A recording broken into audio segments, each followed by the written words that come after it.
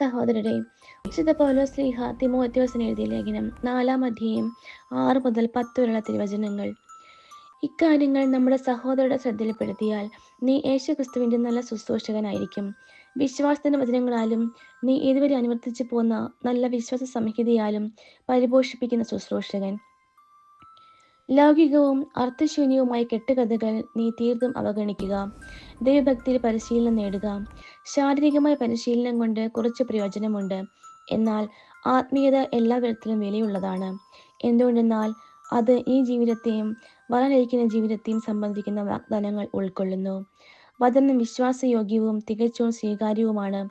ഈ ലക്ഷ്യത്തെ മുൻനിർത്തിയാണ് നാം അധ്വാനിക്കുന്നതും പോരാടുന്നതെന്നും. എല്ലാ മനുഷ്യരുടെയും വിശിഷ്യ വിശ്വാസികളുടെയും രക്ഷകനായ ജീവിക്കുന്ന ദൈവത്തിലാണ് നാം പ്രത്യാശ അർപ്പിച്ചിരിക്കുന്നത്. നമ്മുടെ കർത്താവായ മിശിഹായ്ക്ക് സ്തുതി.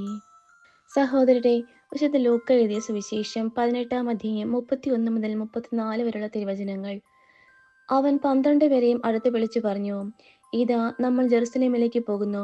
മനുഷ്യപുത്രനെ പറ്റി പ്രവാചകന്മാർ വഴി എഴുതപ്പെട്ടതെല്ലാം പൂർത്തിയാകും. അവൻ വിജാതിയർക്ക് ഏൽപ്പിക്കപ്പെടും. അവർ അവനെ പരിഹസിക്കുകയും അപമാനിക്കുകയും അവൻ്റെ മേൽ തുപ്പുകയും ചെയ്യും. അവർ അവനെ പ്രഹരിക്കുകയും വധിക്കുകയും ചെയ്യും. എന്നാൽ 3-ാം ദിവസം അവൻ ഉയർത്തെഴുന്നേൽക്കും. ഇക്കാര്യങ്ങൾ ഒന്നും അവർ ഗ്രഹിച്ചില്ല. ഈ പറഞ്ഞതിൻ്റെ പൊരുൾ അവരിൽ നിന്ന് മറയ്ക്കപ്പെട്ടിരുന്നു. അവൻ സംസാരിച്ചവ അവർ മനസ്സിലാക്കിയതുമില്ല. നമ്മുടെ കർത്താവായ മിശിഹായ്ക്ക് സ്തുതി.